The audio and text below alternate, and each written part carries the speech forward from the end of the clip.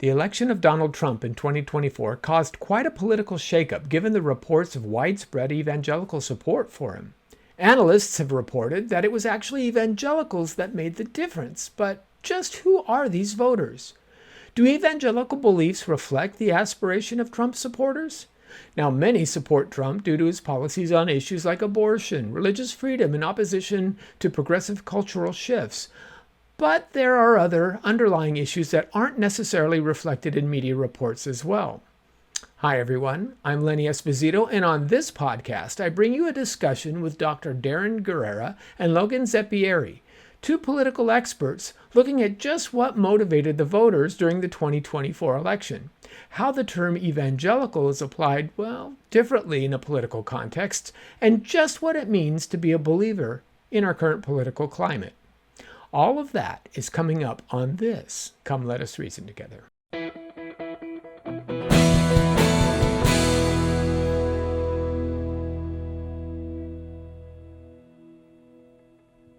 Well, hello, everyone. Welcome to this podcast. I'm Lenny Esposito. Joining me today are two of our fellows, Logan Zeppieri and Dr. Darren Guerra, who's written an interesting paper that's just come out in First Things magazine that we want to talk about, where we examine the shifting sands under those religious voters who supported Trump in the last election. Now, there was a lot of discussion going on, a lot of predictions about what would happen in the 2024 U.S. election, who would support Trump, who would not. Of course, afterwards, there was a lot of surprise as well, as people have found more folks supported Trump from a more varied background than were anticipating. So what we want to do today is we want to look into that and look at this new research that's been coming out with evangelicals and the exit polls, what they show specifically with not simply religious believers, but evangelical believers honing in on that subset of the market. Now, first of all, Darren, why don't you give us a little background, just kind of a 30-second sketch of who you are and what your areas of expertise are, and then we'll jump into the article.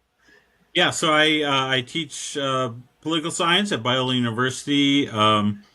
I've published on American constitutionalism more broadly, but starting in 2016, I started publishing a bit more on evangelicals and their political inclinations, and I can say more about that and the origins of maybe this type of research in this article if you want, but that's just a little bit about my background and who I am.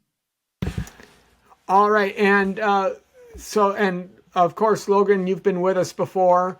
You're also involved in the kind of the political arena. Why don't you just give a short synopsis of what you do? Oh yeah, I was a Talbot student, so I met Dr. Guerra while I was doing some of the Chimes editing there. Since then, I went on to work at the Claremont Institute, and I do some work in the political world. I've also worked with the California State Assembly in different capacities. Yeah. Okay, so we've got a couple of folks who are expert in this topic, who kind of live and breathe politics, but who are also evangelical Christians and want to, again, understand some of these things specifically within the evangelical context. Now, before we get too far into this, there's always been kind of, I think, a little bit of a misnomer by the popular media as to what evangelical means. It seems like if you own a Bible, you're evangelical sometimes for some of the pundits on the left. Can you kind of help us a little bit more, Darren, and understanding really what you're looking at and why you're looking at this specific research data? Yeah, definitely. And I mean, related to that is, that's how it kind of got into this area or topic, because in 2016, when Trump kind of entered the Republican primaries, there was a ton of articles in mainstream media outlets saying, well, evangelicals are supporting Trump. And I was like, well, that's interesting, given some of his dynamics and his personality. And so I started looking into it. And I came to the early conclusion that it depends on how you define evangelical and depends on how you measure it, because most of the people in my experience and in a Southern California kind of setting, most evangelicals weren't at that point necessarily supporting Trump. It starts digging into it, and so I published a few pieces highlighting that, well, actually 60 to 70% of evangelicals, as you measure them, weren't necessarily supporting him. They were supporting Ted Cruz or Marco Rubio or other folks like that. But there was a solid kind of 30, 36% that were supporting him, which gets us to your original question, like, how are we measuring this? Well, scholars measure it in any number of ways historically. If you look at sociological research or historical research, they might go by denominations, like historical denominational things. So if you're a Southern Baptist or you're a certain strain of Lutheranism or non-denomination, that's one way to measure it. Not probably the best way, because for a lot of reasons we won't get into. Another way academics have measured evangelicals is by a kind of a doctrinal, like 4 or 5 kind of doctrinal stances. And if you get good survey data on, do you believe in the authority of Scripture? Do you believe that Jesus Christ is the Son of God and rose from the dead? Do you believe in sharing your faith? Like, we'll go That's through all George of them. Barna. George Barna has, I think, 7 or 8 criteria, because he matter of fact, and to your point, it isn't necessarily only self-identification, because even many folks, if you ask them, are you evangelical? Some will say no, and they are, and some will say yes, and they're not. And so self-identification of just a simple question can actually lead you astray. So Barna used this criteria in his polling when he identifies evangelicals, Which is probably the best measure we have. But that brings us to the exit polls, which do not use any of those measures. The best that they have is self-identification, and depends on the polling. Sometimes they'll say, do you consider yourself a born-again Christian? And so anybody that says yes to that, they'll say, well, you're an evangelical, right? What I'm sure you can see where that measure may or may not is exactly what we were talking about, Lenny. Like, I could under or over report. So there's a lot of folks in the AME church. Let's use that as an example. The First African Methodist Episcopal Church, who would classify themselves as born again. They would not classify themselves as evangelical. Right. Sociologist David Bebbington came up when he published his book, The Evangelical Quadrilateral.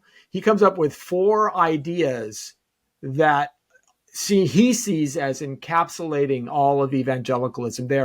They're people who hold to biblicism, a particular regard for the Bible. In other words, a high view of Scripture, that Scripture is basically God-breathed, that it's central to the cross. It's crucicentrism, focusing on Christ's atoning work. So if you hold to a high regard of the Bible, you focus on the atoning work of Christ, you believe that human beings need to be converted. There's a conversionism idea that you have to be saved in some sense. And then activism, if you're going to be evangelical, you have to evangelize. You have to spread the gospel. So belief in the Bible, focus on the cross, understanding that human beings need to be saved, and then that atonement needs to be shared.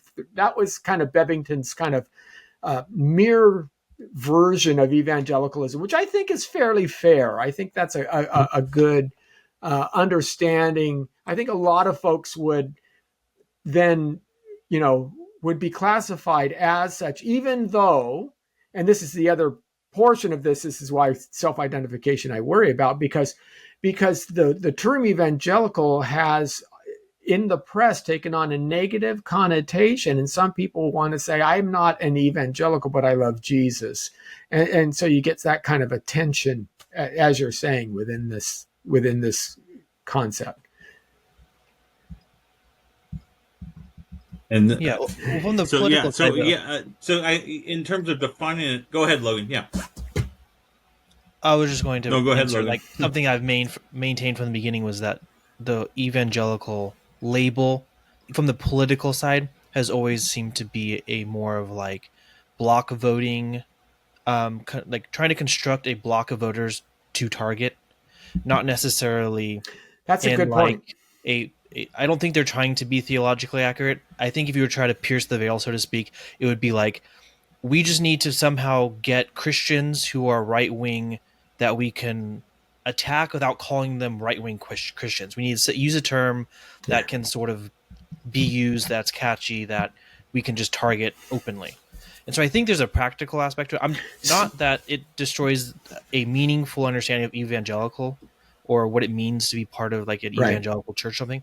But I do think when people jump into social like media or they watch the news, when you hear the news reporting it from a politician or from someone that's actively participating in the political world, what they're probably using it as is a sort of block construct at which they can kind of lobby Yeah. attacks against. Yeah, and the motivation, as you say, is different. The sociologists are trying to understand people's motivations within themselves, what they do, and how they see themselves, and what are their primary drives for life. Whereas political motivators or politicians and political analysts are actually opposite that. They're saying, what can I do to talk into certain groups? And I could, so for example, if you talk about the black vote, and you guys are very familiar with this, um, you know, we need to reach the blacks. They're not talking about Thomas Sowell, right? Thomas Sowell, Glenn Lowry,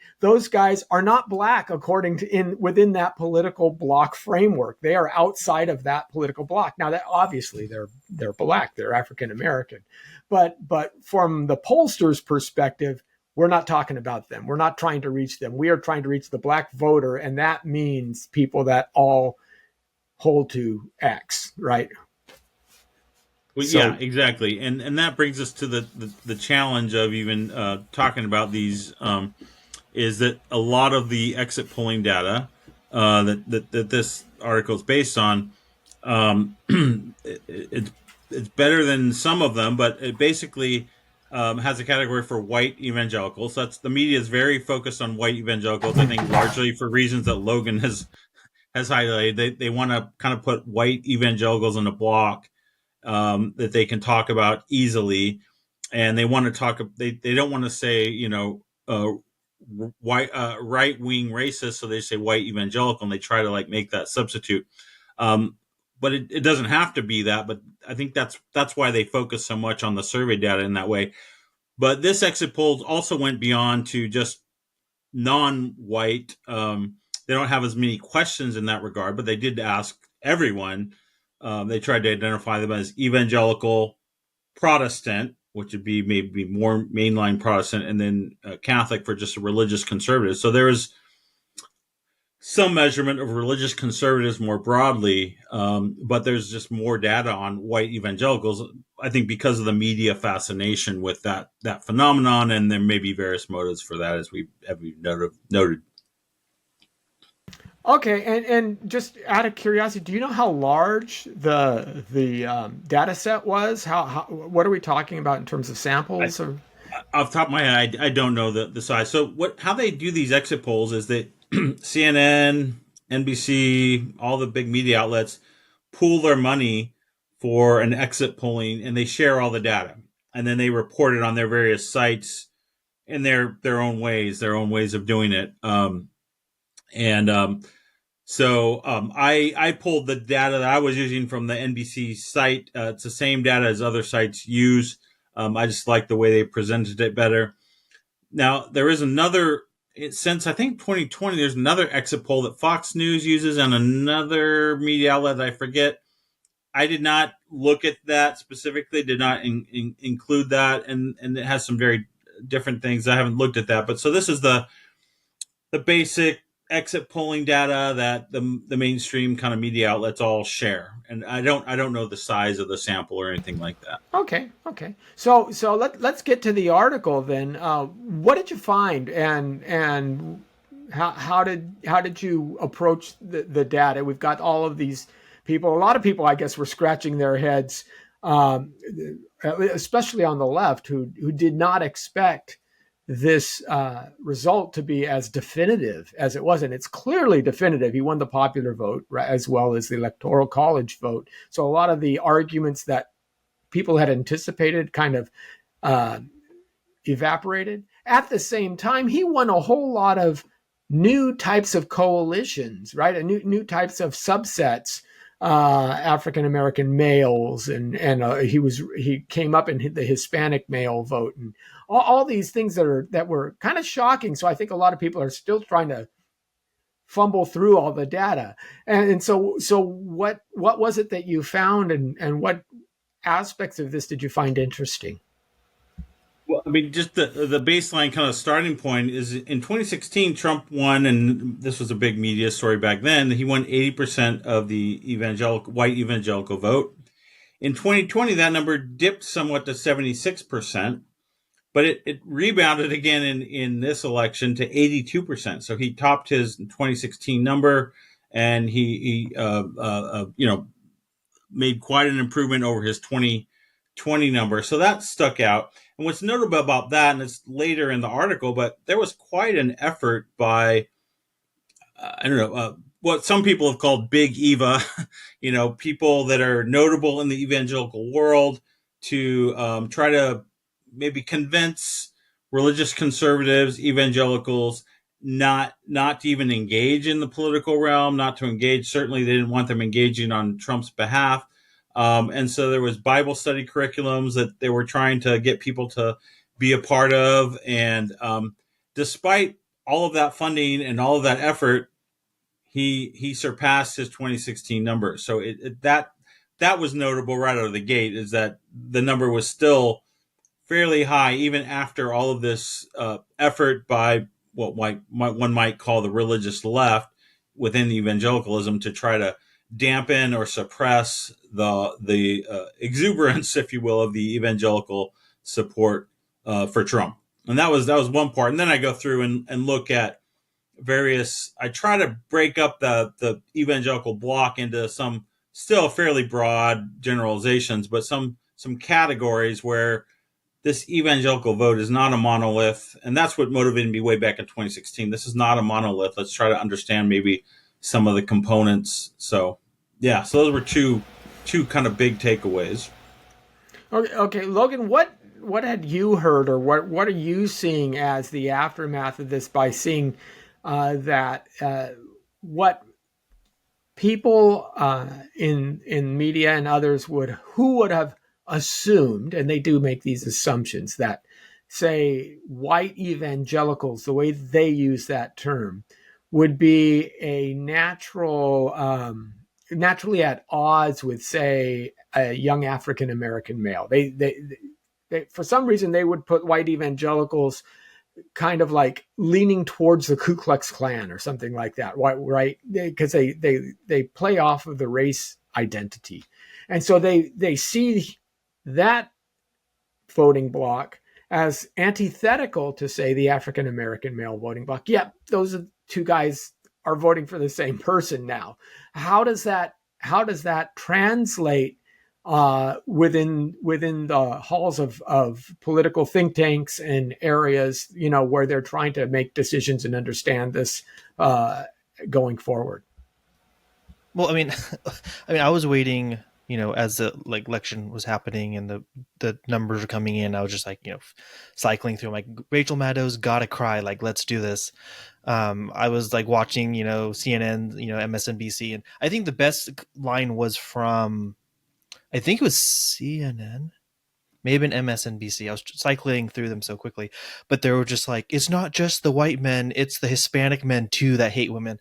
And so I think the initial reaction was just to total denial. I still think they're like that. They're, most of the media has been, mainstream media anyway, has been in total denial, and you'll see them post this. It's like, if other people didn't stay at home, then she would have won the majority. If so they're still just blaming it on everything but what the stats are saying.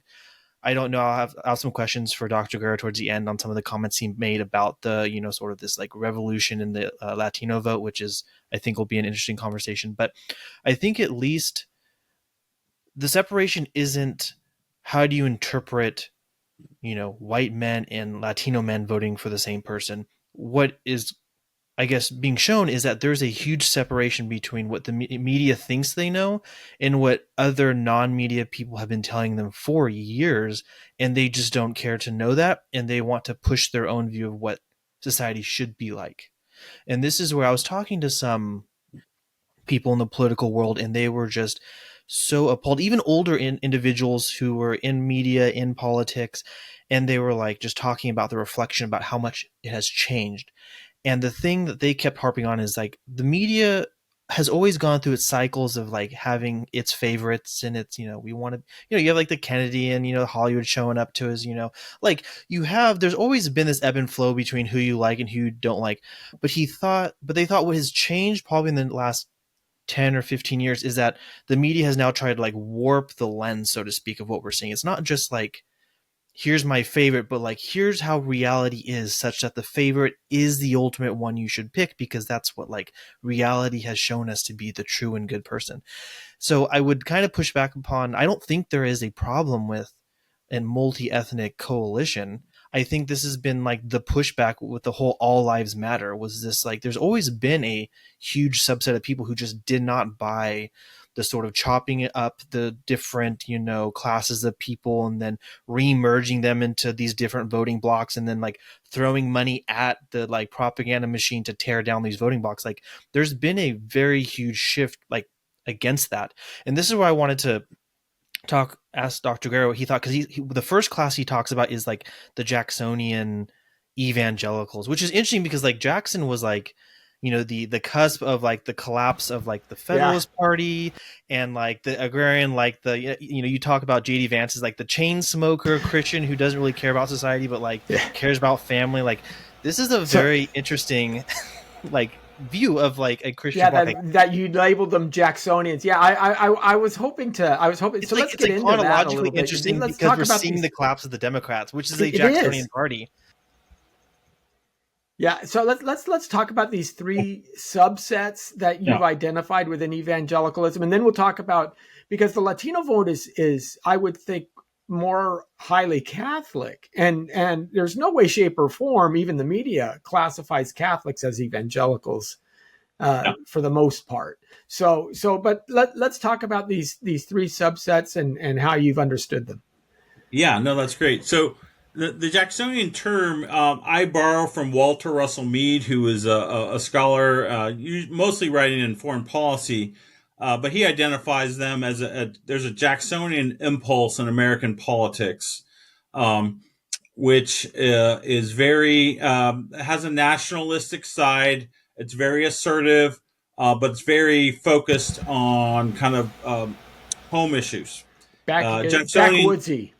yeah. Jacksonians don't like to go abroad looking for dragons to kill. They're focused on the home front. They're focused on strengthening America, and they're very patriotic.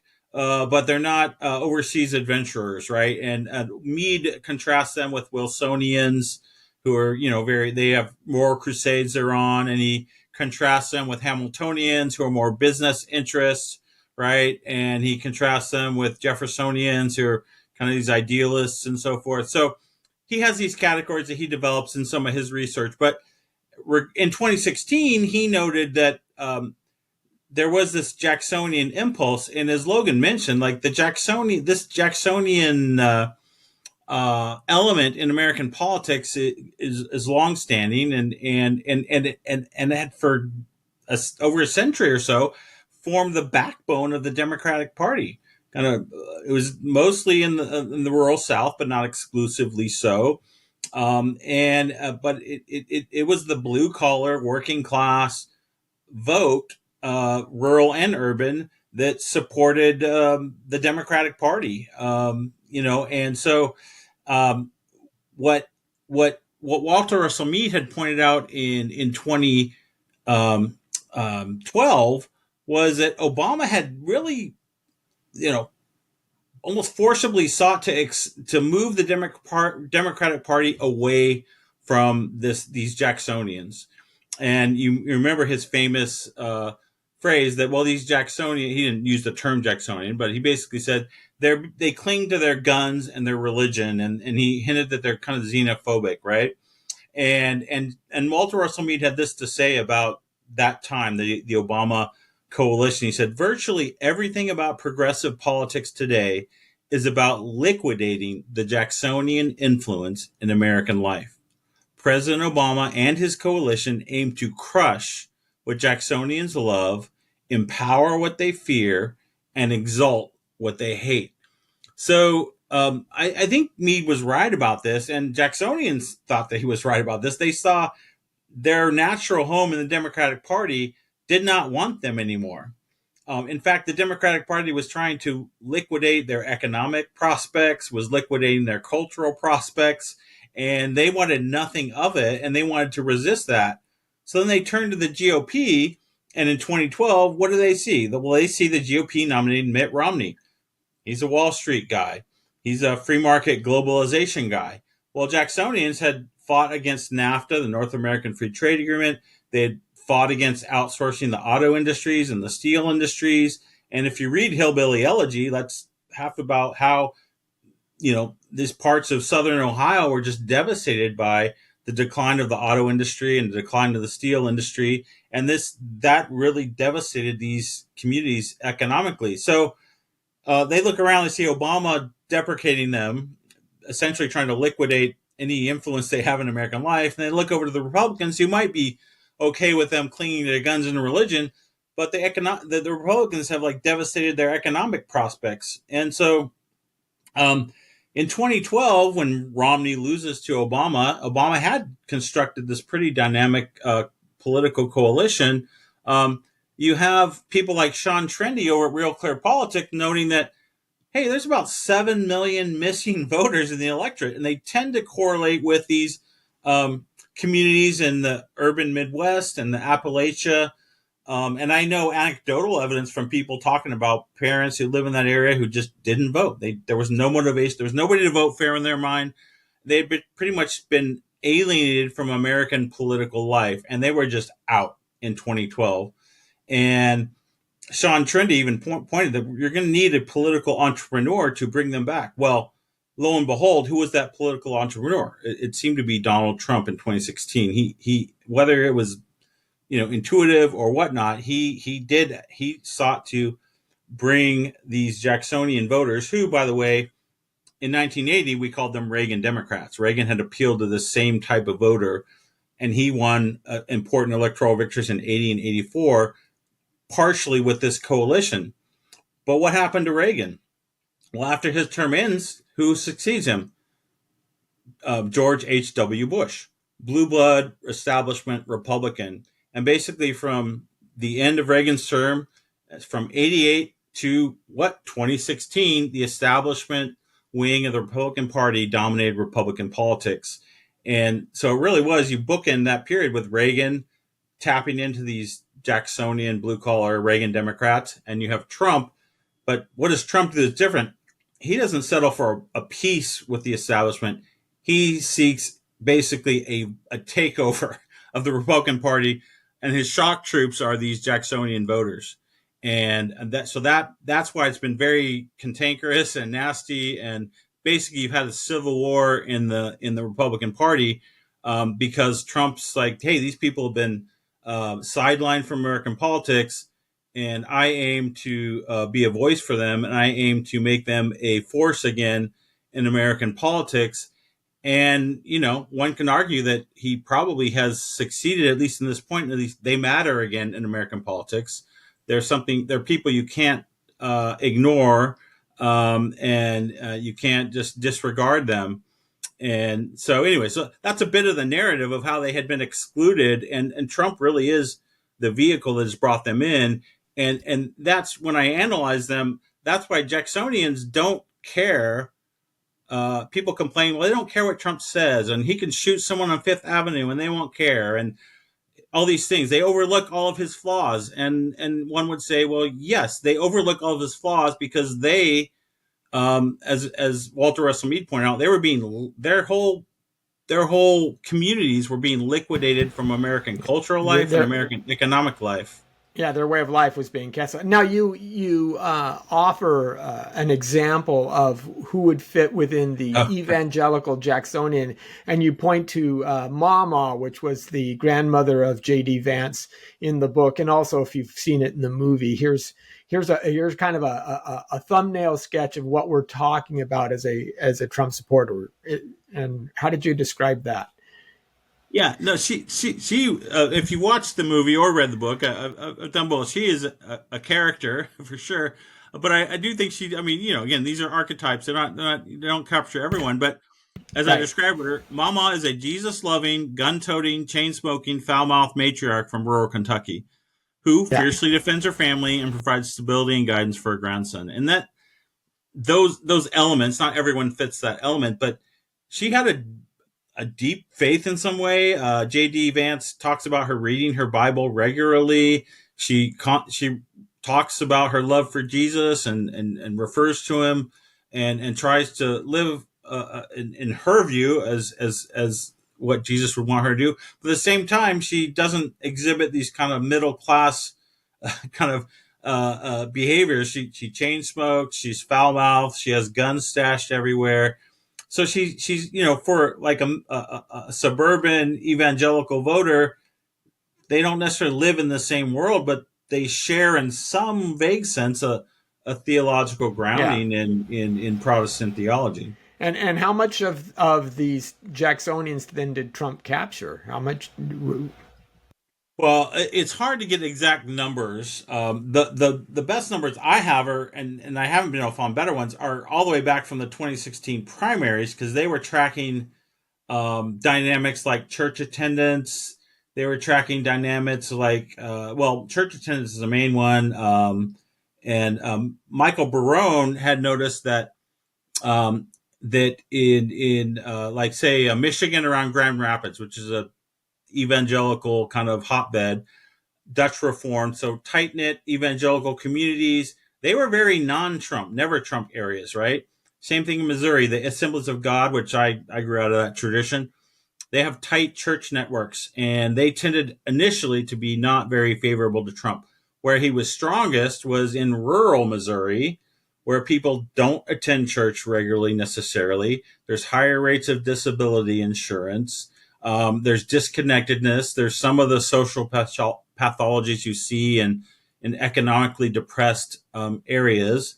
But there is this kind of high religiosity, even though it's not institutionalized. It's more of an individualized. And so Mama kind of fits that characteristic, right? She doesn't necessarily she goes to church, but not as often, not Yeah. weekly. She's not tied into any kind of like But you tell community her, groups. yeah, you tell her she don't believe in Jesus, and you're going to get a fight on your hands. Exactly. Right. Exactly. And she's very protective of her family. Right. And Mama is another example because she was a huge Bill Clinton fan. She loved Bill Clinton. Right. He's a Democrat. He's a Southerner. He just had those sensibilities that she would identify with. Right. Um, but the Mamas of the world by 2016 and 2024 seem to be, voting for Trump. Okay, so that's the Jacksonian evangelical. Who are the other two classes that you put into the Yeah. article? So yeah, and that's the thing. So in 2016, you have roughly, as best we can tell, you have about 36%. If you're looking at South Carolina primaries and stuff, that are I would say the Jacksonians, but that leaves 60 to 70% who aren't. But these are again drawn on some of Michael Barone's observations. These are people. This is the Grand Rapids crowd. These are the Springfield, Missouri crowd, and these are, I would say, your mainstream evangelicals, which are they go to church regularly. They're socially connected. They may be part of Rotary clubs and PTAs and Little Leagues, so they're part of communities, and so they're civically engaged. And so I kind of labeled them the Tocquevillians, Alexis de Tocqueville, who focused on social capital, the capital that builds up when people are engaged in their communities, they're serving in their communities, they form social networks. They use these social networks to get things done, right? In the old days they would have done barn raising. Now they do PTA funding drives, or they They might take a missions team down to Mexico to build a shelter or something like that. So they're very socially engaged and very community oriented. And this, I was estimating around 2016, is about 60 to 70% of this evangelical vote that we're talking about. Again, there's a lot of diversity within that, but this is your mainstream evangelicals. And Trump couldn't have won in 2016 with just the Jacksonians. They were his base. They were the ones that allowed him not to get blown out of the Republican primaries, but they were just a base to build on. But to win both the Republican, well, yeah, to win the primary, but certainly to win the general election, he needed to woo the Tocquevillians. Yeah, I And think in 2020, more of those stayed away. yeah, Maybe didn't vote at all, and he lost. He went down in that specific demographic. I think so. I think so. And there's probably a lot of dynamics, and the dynamics are reflective of individual assessments and prudential judgments. But in broad strokes, the pro-life issue, the abortion issue, is a key issue for Tocquevillians, right? And you probably have anecdotes you could refer to. I know people who say, yeah, pro-life is one of my main issues and not the main issue. And they basically engaged in a transaction with Trump. Like, look, we've been voting for Republicans for decades and no movement on the abortion issue. And Trump said, look, and he knew he had to get these voters. So he said, look, I will appoint conservative justices and I will deliver for you on the abortion issue. And enough Tocquevillians took him at his word, and they said, "Okay, we'll take that deal." And so they trusted. I remember a lot of you guys probably do too. A lot of discussion around that time in 2016, like, well, can we trust him on this? He's not really a conservative. He's not really an evangelical. We don't even know how religious he is. But when it was Hillary or Trump, enough of them pulled the lever for Trump, and they took a risk on the abortion issue and trusted that he would deliver. And guess what? He appointed 3 conservative justices, and Roe v. Wade was overturned. And so there was a lot of never Trumpers who were, he's gonna abandon you. He's not going to deliver, and yet they were wrong. I remember David French saying, specifically to mention a person, saying, "No, he's not going to deliver here. This is not going to happen." And I'm assuming he didn't vote for Trump, but Trump does win, and Trump does deliver the judges who do deliver an overturn of Roe v. Wade. And now David Trump's out there. Oh, this is great. This is awesome. And I'm thinking, but what did he do to affect that change, right? So, anyways, I'm getting sidetracked on that. But the Tocquevillians were key to Trump winning in 2016, and what the numbers show is that they stayed with him, and he maybe even added some of those votes in 2024. And so the third category would be what? The elite evangelicals, the bad guys. Yeah, these are hard to measure as well. Back in the day, and I don't even know what numbers. I mean, most evangelicals, I would think, would fall into those first 2 groups. But you do have a class of evangelicals, I would argue, that are elite. They run, World Vision. I'm not thinking of people. They run the big evangelical organizations. They would be what some people call big Eva. They're academics, they're presidents or administrators in evangelical academic institutions, or they're professors in evangelical institutions, and they're pastors in big mega churches with big brands who are very culturally attuned. And so what you saw in 2016 through 2020 and through 2024 is a large portion of these groups are like, never Trump. We don't like him. He's dangerous. He's erratic. He's all these things. And I think what's different for them is, it isn't simply an individual choice.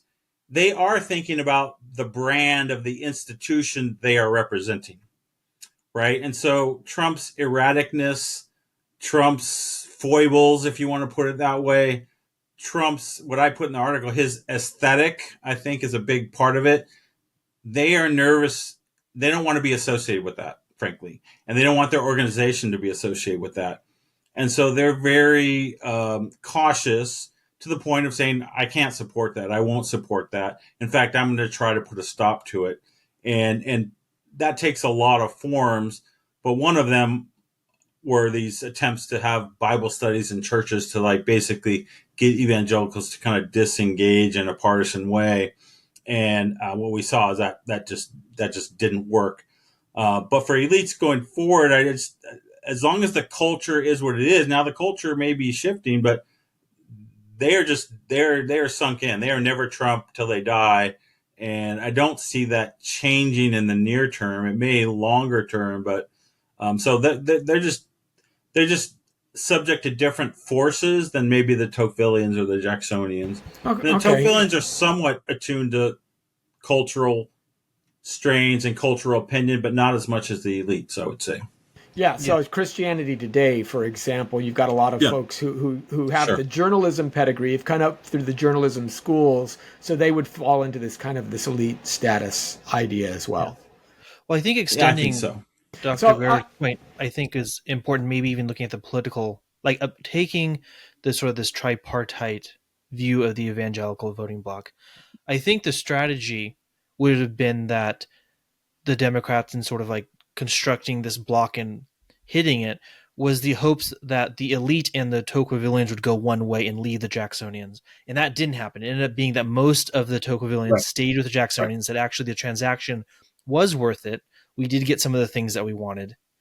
Sure, the aesthetic appeal, which is not so much the main focus of the Tocquevillian view, is just not enough that the elites, were the ones that were kind of really pushing that. And that's a David French. A lot of these people have like doubled down, or even have gotten to the point where they just resent anyone that is of this sort of like Tocquevillian transactional view or the Jackson. I think perhaps they've always hated the Jacksonian views. I'm not sure. The elites versus Jacksonians have always been a long, difficult road. But it is interesting, and I wanted to ask you this, Dr. Guerra, was do you think that the elites going forward, well, I mean, like the analogy with like Jackson in the Supreme Court, like, you have that famous, like, we're just gonna, who cares what the court says. In the same way, is it sort of going forward? Do you think there's just now going to be a kind of a fissure between uh, the sort of Tocquevillian and Jacksonian future versus the elites are just going to have to do their own thing for a while? Yeah, that's a great question, and I don't know that I have a great answer for it. Yeah, I think elites have to do some soul searching. There is a tendency amongst elites, and we see it in the evangelical world, of a sort of talking down to people who should know better.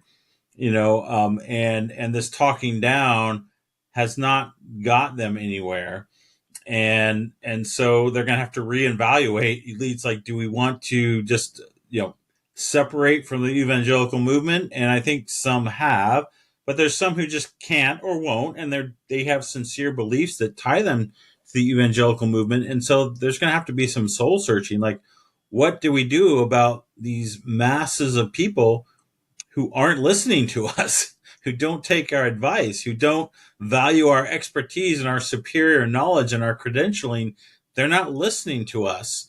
And so, I mean, I can appreciate that's a tough position to be in, but it's somewhat self imposed. And I can appreciate why they made the move that they did, because they were going to pay huge social costs by supporting Trump through 2016 and 2020, and maybe organizational costs they're going to pay for supporting him, and so they didn't. But now that he's in power and he maybe has solidified some of his support. I don't. Yeah, it's a good question. I think you raised a good question. I don't have a great answer, but they're going to have to reevaluate going forward. I'm curious if you guys have some thoughts on what they would do. well, I thought there's an interesting column this week that Jonah Goldberg put out in the Los Angeles Times, as well as others, where he talks about the American media. And he says there's a couple of the things that are happening here. First of all, the American media are not nearly as influential as they think they are. They're not as important as they think they are. They are stuck in their own echo chamber. So the Jacksonians of the world, the mamas, are not on Twitter. They're not on Blue Sky. They're the people who are the never Trumpers are hearing from other people who are never Trumpers. And one of the things that he talks about is the fact that the Democrats and the media specifically have a bootleggers and Baptists problem. I don't know if you're familiar with that term, but the idea was prohibition was one of these laws that was deeply unpopular for most of America, but it was popular with two factions that should be at odds with one another. One was the bootleggers, who, they love prohibition because they get to sell more moonshine. And the Baptists liked prohibition because they wanted to see alcohol not be a part of our society. And Goldberg says that this is part of the problem with journalism, that they not only hold themselves in such high regard, not only do they overemphasize their importance, they have to be the fact checkers. Otherwise, if they can't prove themselves to be important, then they're going to fall away. What's my point at all, right? For existing. And so that's one of the problems that they're having. And what I think has happened is, again, those within the elite evangelical framework have been kind of stuck within this echo. They've listened to these folks who have said, we are the important ones. We are the ones who have our finger on the true pulse of the world. And they believe that. They bought their propaganda, if you will. Whereas, you say this wide swath of Tocquevillians and Jacksonians, which makes up a significant majority of America, I would say, it's completely divorced from what they think reality is. Yeah, no, I think that is, and that's where elites, and by the fact of being elites, they just don't swim in the same waters as every day, or what we say the rank and file. And I think we certainly, in my area, in the education world, the people who send their kids to colleges and pay the bills have very different lives and experience than the administrator or the class of people who are running the institutions. And so sometimes there's a disconnect, if you will, in that. And I think we see that in reactions towards Trump. And like, just anecdotally, I'm sure you guys can point to things as well where there are people who are just never Trump, no matter what. You can kind of almost peg kind of what their professional commitments are, their lives are, and then you talk to a bunch of people like, yeah, I don't really like him, I don't like some of what he stands for, but my kid is going to school, and these crazy policies are affecting them. My job, I have to go to these DEI meetings in my workplace, and so they see the effects of kind of this kind of left wing culture that Trump has like declared war on, and they're like, well, I don't love him, but he seems to be like fighting the things that I want to fight. Whereas the elites are kind of sheltered, or maybe insulated, maybe that's a better word, from the effects of even the kind of leftist problems. And so that takes us in the area of crime as well. Like, elites are likely to live in neighborhoods that are pretty safe and protected. The rank and file are living in neighborhoods that are subject to crime and drug use and all these things. And you have, like in LA out here, you have Gascon who's saying, oh, we're not going to prosecute petty theft. It's like, well, for the rank and file, and this crosses, religious and non-religious lines, but for the rank and file, hey, they're the ones shoplifting from my store, or shoplifting from the store that I work in, and they're hurting the bottom line. And so, yeah, I'm tired of having to call a clerk in order to get the shampoo unlocked. Exactly. Yeah. And so I just think elites are somewhat detached from the day-to-day vagaries of a culture that doesn't resist the decline that people are just seeing around them. And so in the evangelical world, like, well, we'll forgive some of Trump's coarseness. We'll forgive even, other things, as long as he kind of fights the things that we feel are deteriorating in our society, that they're bringing down our society. And so there is a defensive posture to this, I think. And I mentioned that offhand, that there is a defensiveness, and so that'd be interesting to talk about at some later point. Like evangelicalism is somewhat predicated on an offensive posture of spreading the gospel and changing the culture. There is somewhat of a defensive posture to this, and I'm not sure how that plays out long term. Well, and let me ask you both though. So what happened in 2020 then? How is it that Biden was able to squeak by? Who blinked, I guess? Why did they blink? And was it Biden's policies and the effects of the inflation, the trans, that was just became so overwhelming that they realized it doesn't matter which Democrat is in there at this point in time, we just can't have it? Or is it, as some have claimed, that it was two women that lost to Trump and not a man? So, I'd love to hear your comments on that. Logan, I'll let you start out. Way to go for it. It's obviously because it was two women. It has nothing to do that they're probably the most disliked women in U.S. history. I'd probably argue. Well, before I get into that, I do want to make one prefatory comment about the previous point, and that is a conversation about what makes someone an elite. I think this is a conversation that probably should be talked about, at least openly. In American society, it's always been argued it's a classless society. We don't have nobles, we don't have lords, we don't have anything. But I was talking to a friend of mine a few days ago, and we were talking about politics and pastors or something like that. Politicians and pastors. I said they tend to butt heads a lot like COVID, but it's just funny that you have these two aristocratic elements going at it. And they stop, what are you talking about? I'm like, well, a pastor kind of is an aristocratic element. And they're like, I've never heard that before. I'm like, well, the priestly classes and, the distinctions between, being someone of the earth, being someone of the spirit, or, and we started having this conversation. I've never really considered any of these things. Just bring it up. Some people think you're an elite if you have a lot of money, if you have a lot of land, but it's actually not the case. You can find people of the earth that have lots of money and lots of land. This is the whole debate about tech is this weird sort of can you be not elite but be engrossed in cybernetic questions? And anyways, point being is that there should be a conversation about what makes someone an elite, because it really then helps us understand the differences of what people are seeing. And a perfect example is this the CEO of United Healthcare being shot.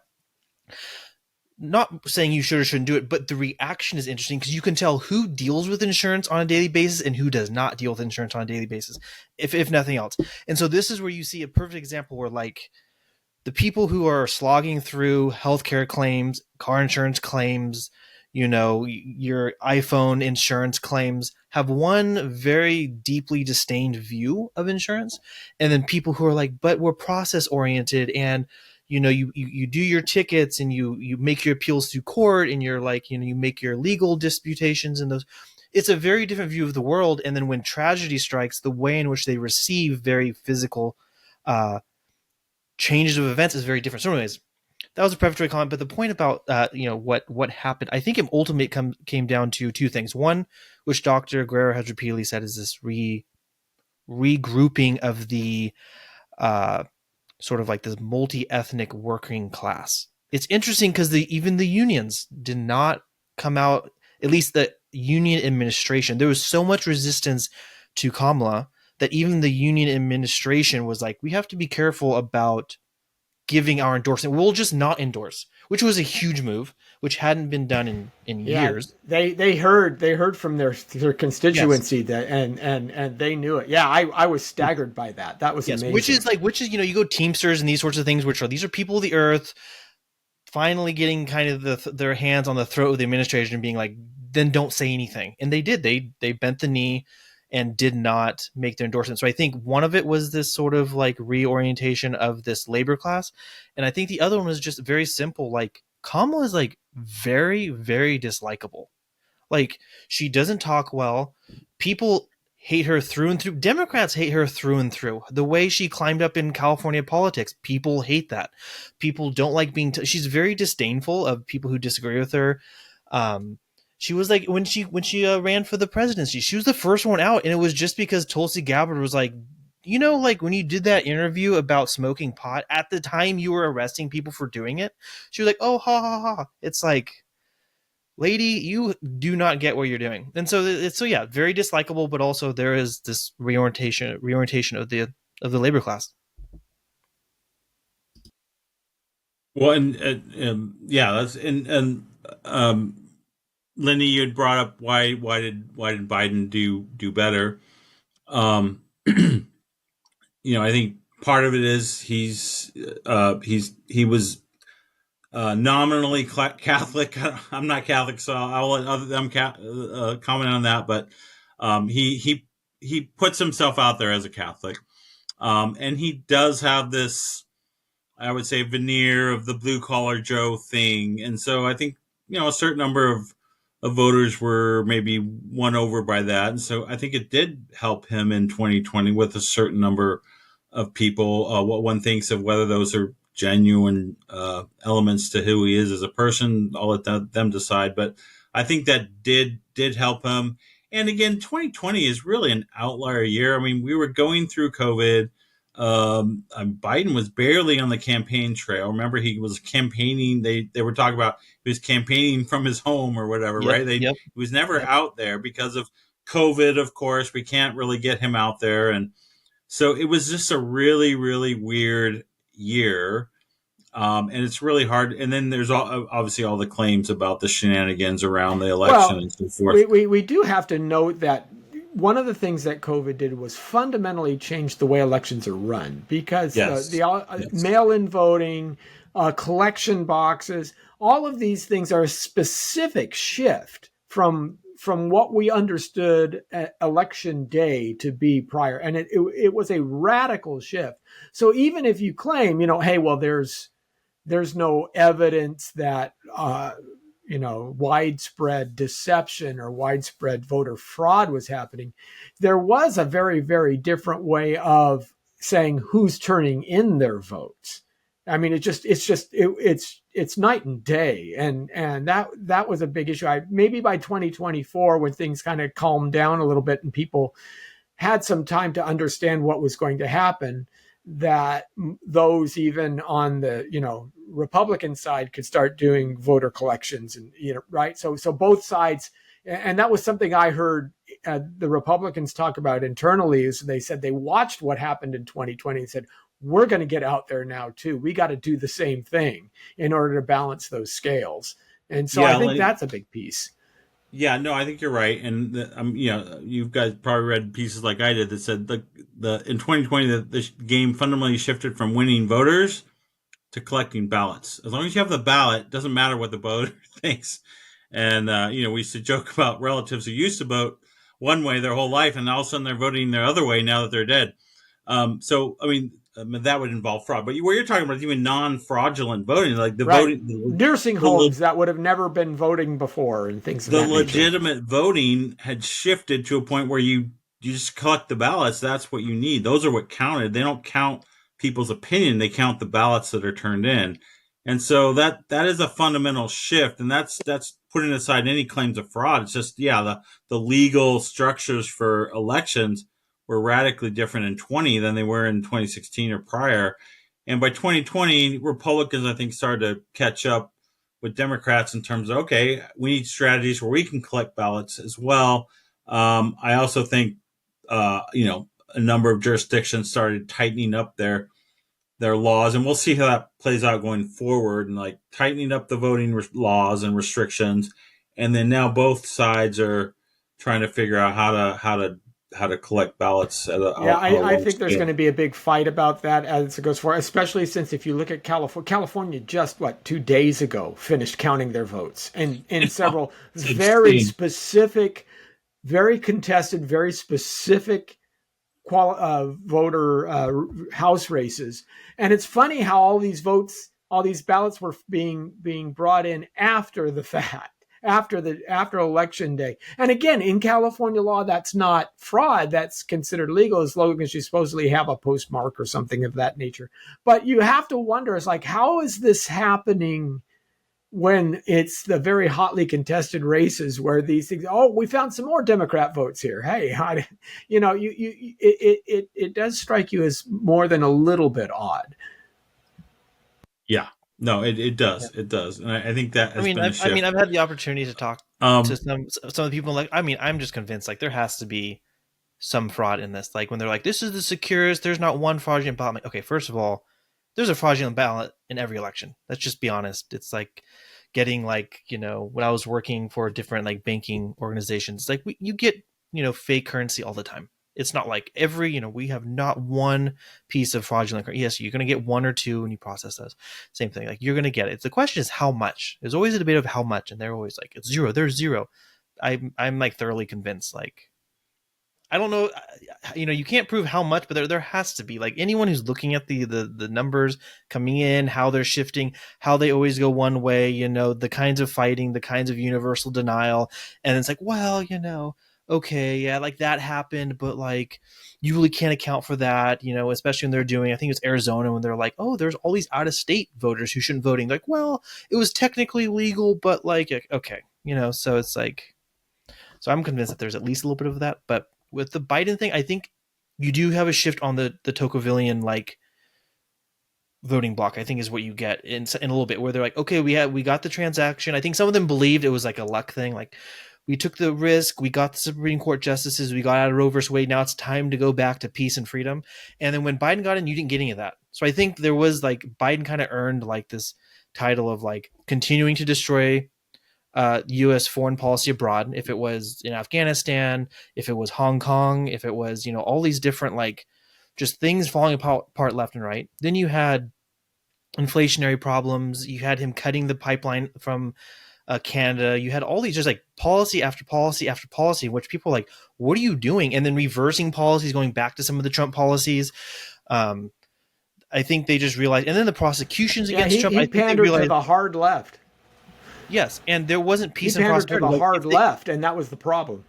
yes, if he brought at least peace and stability, I think there's a chance that Biden could have won again, or maybe if he would have stayed in, he would, maybe health wise, some people are like he's not alive, but I do think it was that point is what just killed, probably halfway through his presidency. There's like everything's falling apart now. The Ukraine invasion, which is just it was just Obama's like every problem Obama had was the exact same problem Biden was having. I think a lot of people saw that. Maybe not like intellectually they were able to make the connections. Like, oh, we had the Crimea situation, now we had the Ukraine situation. Oh, we had the Taiwan stuff. Now we're back with like moving TSMC and stuff like. Maybe they didn't know that kind of stuff, but I think they just were able to see like, oh, we're not the transactionalists were like, we're not getting what we promised, so we'll go back to Trump. Okay, so here's my last question as we wrap this up. We're looking now. The reason why exit polls are important, obviously, they can't change the election, but they help analysts and campaign managers plan for tomorrow.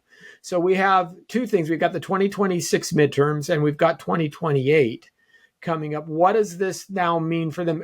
Does this coalition of Jacksonians and Tocquevillians get strengthened by the Republican Party, do you think? Do you think that helps the House be kept? Because traditionally in the midterm election, the opposing party usually makes some gains, and we have razor thin margins in the House and also in the Senate. But maybe this changes things. I don't know.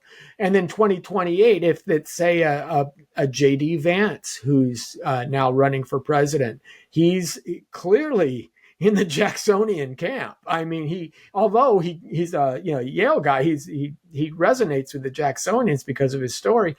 Does that bode well as well, or do the Democrats try and gather these folks back? I can't see how they could and still play to their base. But what happens for the future now? Yeah, I think. Well, obviously, we'll have to find out. I mean, the task before Trump is to consolidate the coalition that he won with in this election. And one thing we mentioned but didn't talk about was the Latino vote. As you're looking in Texas, like he won a majority of Latino males, and in Texas he won 14 of the 18 counties along the border. He won 55% of the vote in Texas, which that vote had traditionally gone Democratic. In Stark County, that is 90%, 97% Latino, he won 57% of the vote. And so one Hispanic activist in Starr County in Texas said there was a psychological revolution amongst Latinos in Texas, in his opinion. And so you put that together with 82% of white evangelicals. He won 63% of Protestants, 58% of Catholics. And there is a sense that, building on what Logan and Lenny, you guys have said, that there was a sense of instability in the economy. There was instability in the culture. There's instability in the world foreign policy scene. And there's a sense that these Latinos and other groups, especially in the middle class, were saying, we just want some stability, and we are gambling that Trump will bring some stability to the economy, to foreign policy, and to the culture. And for religious conservatives, I think there's a sense that even though uh, Trump tacked to the center, libertarian center, somewhat on abortion leading up to the election, he still got 92% of those who thought abortion should be illegal. So at this point, people are still putting their chips on the Trump gamble in terms of social conservatism, or in terms of abortion. But so religious pro-life folks, they're voting for basic common sense on LGBTQ, transgender issues. They're voting for the traditional family. So religious conservatives are still thinking that um, uh, um, that Trump's a better bet in that way, given the chaos that Kamala Harris and the Democrat Party are offering. So what does that mean going forward? We will see. Trump has, as you described, Lenny, he may not have a majority after the next 2 years. They say that's why they say the 100 days. He's got 100 days to like get some policy wins to kind of solidify things for this new coalition, whether it can stay together or not. These people who voted with him in 2024 may not continue if he does not deliver on the economy, and doesn't deliver on abortion, those issues, and if he doesn't deliver on foreign policy. That's what he's got to do, and whether he keeps it together is depend on how well he does in that area. Okay, yeah, it'll be interesting to watch. I know that. What's Logan? What did you have? I was going to ask something Dr. Guerra as a well? follow-up question on that, because this is like the sort of coalition building. What is the politics going to look like? This is kind of like a tongue-in-cheek question because it implies punitive damage by like the Democrat Party, but you saw like towards the wind down, towards the November election, you had like Muslim voters coming out and endorsing, big Muslim organizations endorsing Trump. After the election, you had like these huge like psychological revolutions within the Latino community. Do you see some sort of like, I don't know, policy alignment between like Democrats and Republicans on like mass deportation as like a punitive thing for what they thought was their voting base? Well, that's a good question. I don't know. We'll have to see. I suspect. I haven't seen any good data on that, but I think that on immigration, it's a no brainer to have the position on deporting criminals. Like Yeah. nobody's for keeping them here, and so if things start with deporting people who've committed crimes while in the United States, I think he's going to have massive support. That's an Once you easy one. start going beyond that, I think things get a little dicier because Yeah, there's a couple of folks who've said the more efficient way and the easier way to do this is to encourage what they call self-deportation. You put the pressure on employers. You put the pressure on individuals who would supply the funds to those immigrants. And if you shut down the source of funds, then the immigrants say, well, I'm just going to go back home because it's not worthwhile. Or I'm going to go Yeah. to Canada. And of course, Trudeau is scared to death. I mean, we're seeing him change immigration position right now because he knows that if we tighten up, a lot of guys aren't going to go back south. They're going to continue on north. And it's easy to get from the U.S. to Canada. So Trudeau is deeply, deeply afraid that that's going to happen as well. But again, we shall see. If he can hold on to the Latino coalition, there was a analyst who said in the 90s that Prop 187, because there was a similar approach in Texas. There was a similar discussion, I should say, in Texas during that time. Prop 187 in California alienated the Hispanic voter from the Republican Party, since the Republican Party came out in such strength for it. In the next 20 years, you couldn't win a Republican vote from a Hispanic person.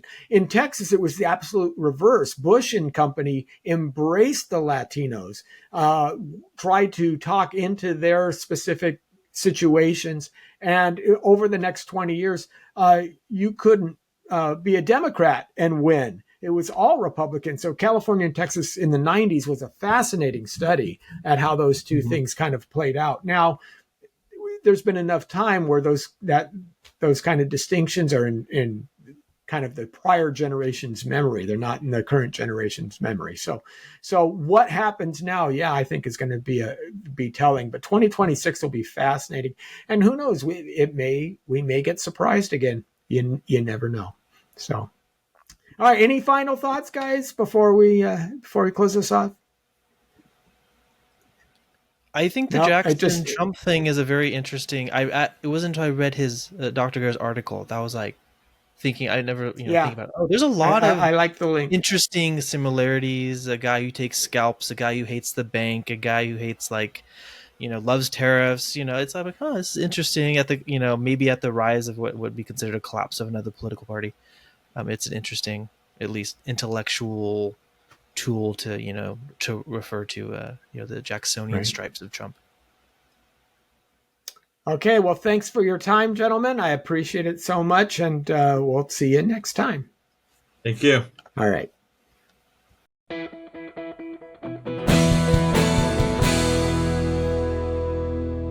Thank you for watching this Come Reason video. I hope you enjoyed it. If you'd like to see more videos like these, consider subscribing to our Come Reason YouTube channel by clicking on the subscribe button. And you can follow us on social media. Lastly, if you'd like to help keep these kinds of videos free, consider providing a donation by clicking on the donation button beside me. Thank you.